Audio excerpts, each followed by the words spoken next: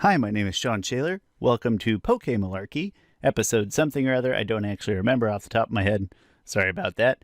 My friend Jesse Lobbs is not here. He's ill, and so I'm going to try an ever so slightly different format to record as an individual, because we have always felt like it's better to put something out than nothing. So gonna test run a single person format, and then later I found a guest to help me cover the Pokedjacent segment so that I wouldn't have to go solo on that one. So today, to test run this sort of individual format, if you will, we're going to look at, actually step backward to episode 18. And you might already know, or if you don't, that is the Beauty and the Beach episode that aired like once or twice, maybe. It looks like it aired, I'm looking at Bulbapedia here, looks like it aired once and reran one more time before it was essentially banned. And what it amounts to is because, well, the internet calls it objectionable content. I think it's just because James grew boobs in it, and I think that America can't handle boobs. So to test run the format, I'm going to go step back and do this banned episode, and hopefully Jesse will feel better shortly, and then we can get in a good run of recordings in the next week or two before the holidays so that we've got something for every week. And thank you so much for your patience this time as I test run this new format, so to speak.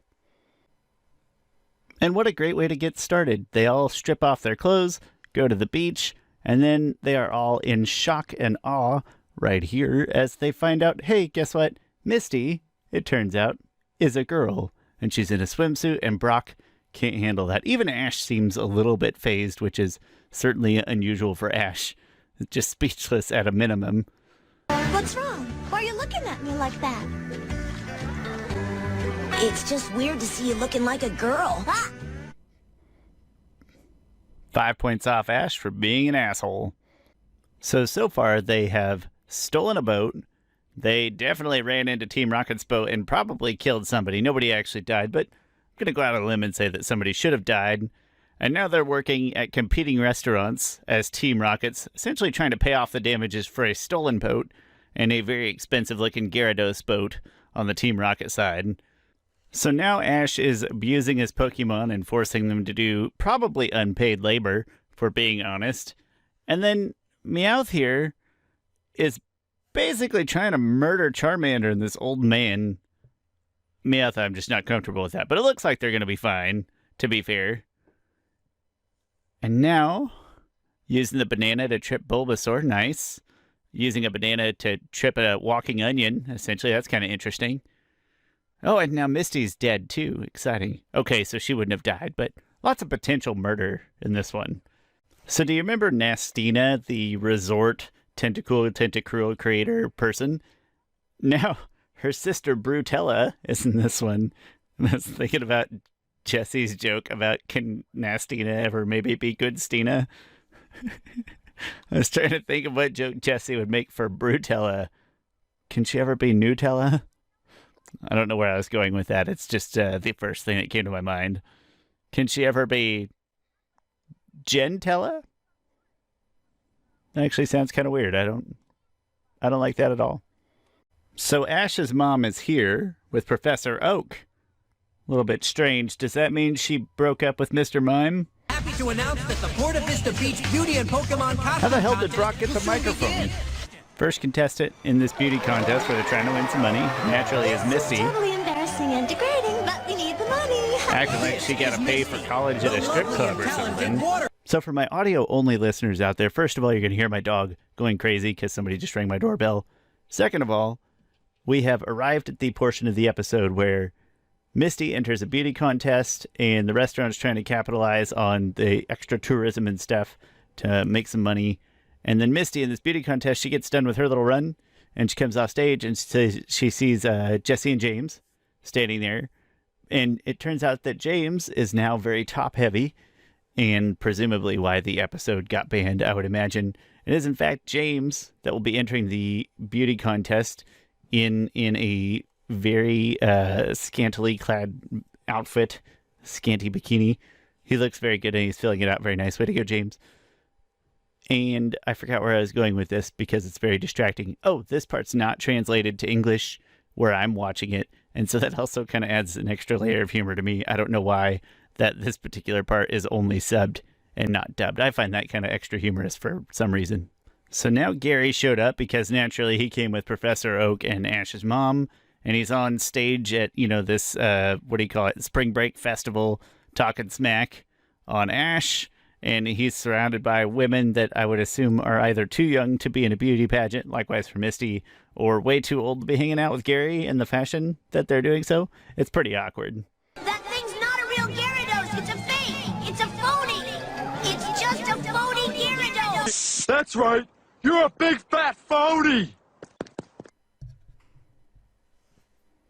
So the episode ends with Ash kind of giving an impassioned speech about stopping Team Rocket and the fake Gyarados, and then actually kind of using his Charmander and his Pidgey fairly intelligently. Is it Pidgey or Pidgeotto? I already forgot. Kind of intelligently to turn a heat-seeking missile back on Team Rocket, definitely kill them again, just causing, more mass chaos and destruction. The guy that they stole their boat from totally forgives them because he saves them and the boat gets fixed and all that stuff, and they wave him on. And overall, it was a fairly entertaining episode, but I am a little biased because it's only like the first or second time I've ever seen it. But it was fairly entertaining. I enjoyed it. And Ash was overall fairly intelligent. I'm going to dock him a few points for stealing a boat, dock him a few points for being a jackass, but he was kind of intelligent. He used his Pokemon as good as he could have. How about a B? Is Jesse going to be mad if I give him a B? I'm just very happy with what Ash did and the way he used his Pokemon kind of cleverly, even if he basically made no progress in his journey whatsoever. But good episode. Good work, Ash. At least outside of the whole mass destruction and chaos stuff. Anyway, I hope you didn't mind me doing a kind of one-off this way while Jesse is ill. Thank you so much for watching. And coming up next, we've got Pokedjacent.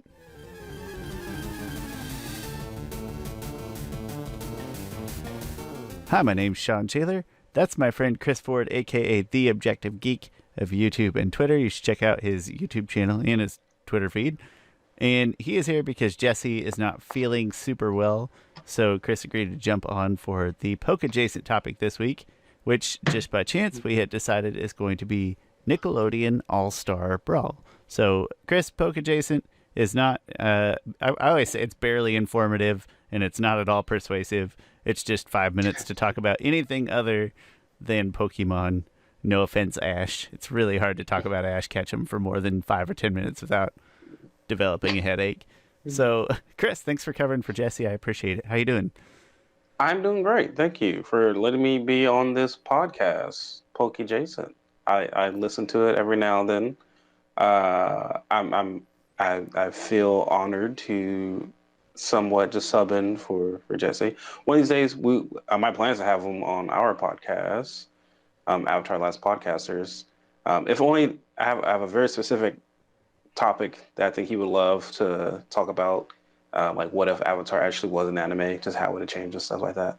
I know that he would absolutely eat that up, and we're going to have to block a very large chunk of time in order to cover that question. Yeah. I have so many thoughts on that matter, good and bad. But anyway. Well, I don't shameless plug our podcast often enough on this podcast, so I'll say, hey, go listen to Avatar The Last Podcasters. That's on Chris's YouTube channel, which you should just generally go check out. It's The Objective Geek. I'll put all the contact stuff down in the description, like always. And Chris, you and I both have Nickelodeon All-Star Brawl for the Nintendo Switch. And I got mine just like a week ago. I probably invested about 2 hours. You've had yours for 3-4 weeks? Not sure how much you've been playing. I've invested about the same amount of time, honestly.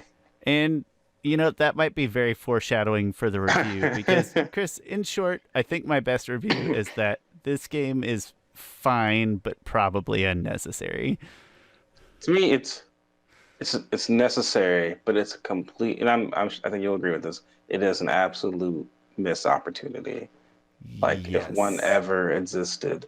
All right, so this game is a pretty it's a pretty faithful Smash Bros.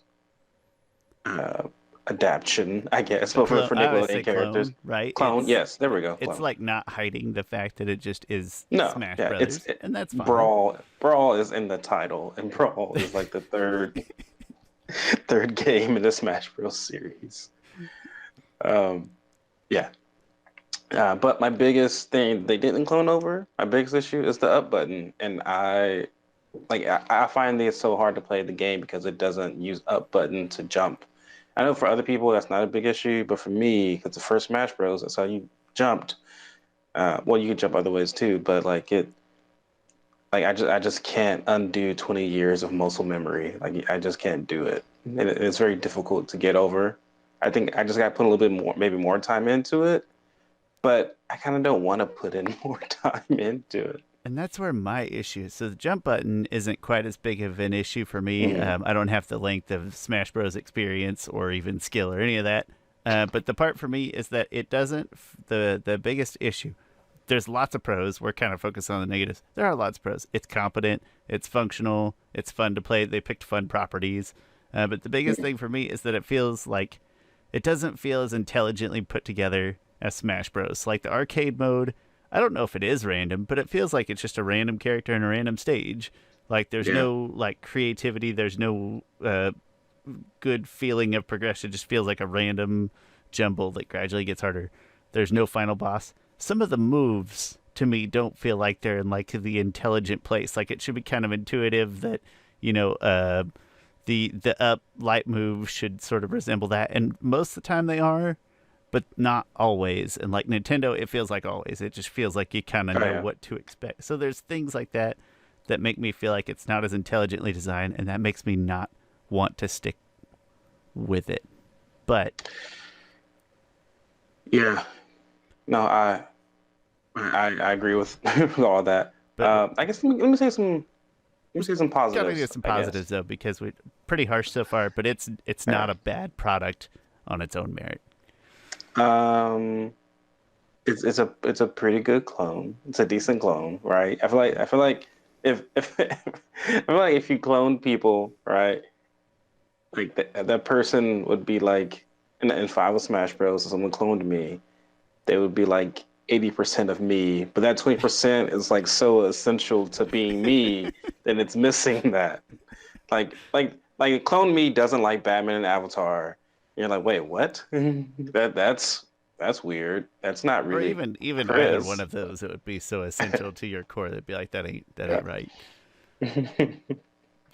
My biggest positives are that these properties, there are a lot of properties that are just entertaining to fight with, and then it's not overwhelming. Not that it's like a younger audience type of game than Smash Bros, because Smash Bros is pretty good for all audience, but it's not at all overwhelming. It has a feel like pretty much anyone who owned a Switch and kind of like Nickelodeon could pick it up and have some element of fun with it. So I'm going to give it that as well. Yeah, it has some good nostalgia feels to it. I think it put some pretty good characters across the spectrum of Nickelodeon's. Obviously, the vast Avatar history. characters is a huge boost for us, at least. I will say I had a lot of. I want to play the game a lot more. I just haven't had the time to, nor the passion to really, because I don't know, I'm so distraught by that. But I played with Toph, and Toph for some reason feels very fluid. Like she plays so well, and so I'm excited to explore some other characters. I played mostly with Toph just based on what you had told me, and I would agree she feels very fluidly. And then I moved to Aang next, and I was fairly pleased, but I get where the difference is. I don't have a huge drive to continue playing. But at some point, you and I will get in the same room, and we'll A, try to kind of figure things out a little better, and B, spend some actual time playing this thing. But in the meantime, we might be able to play online. I haven't even tried it yet, but I presume surely you can set up a private room. Yeah. Force ourselves to try some new characters and such. Yeah. Not that I wouldn't. Not that I don't want to play in the same room. Right. I welcome that. But that is much less convenient of the options. Yeah. I'm going to go ahead and give it, not that I'm real big on rating stuff during this segment, but I just, to kind of make a point, it's like a C grade for me. It's there. Maybe a C plus, like it's average, but ever so slightly good average. Yeah, it's like, I think a C is a really good grade because like in high school, I didn't try that hard, but I was good enough to make a C. This game should have tried harder to get a better grade. It could have tried harder but it was probably limited in some type of capacity, or it just knew what it had to do to get a C. So yeah, C is good. And fingers crossed that I wouldn't expect a lot of functional changes or a lot of major updates, but at least if DLC brings some more fun characters to the table, that might be kind of interesting. I wouldn't expect it to change most of our qualms, but we'll see. Chris, thanks a lot for joining Pokedjacent, for filling in for Jesse. We really appreciate it. I know Jesse would love to talk anything anime for far too long. And Chris, we actually have plans for you to come back on this segment in the future for a very Chris-centric topic. So looking forward to that as well. Thank you, everybody. I'll put all Chris's details down in the description. And I don't plan on recording any part of the Pokemalarkey after this segment right here. So I'll see you all later. Have a great week.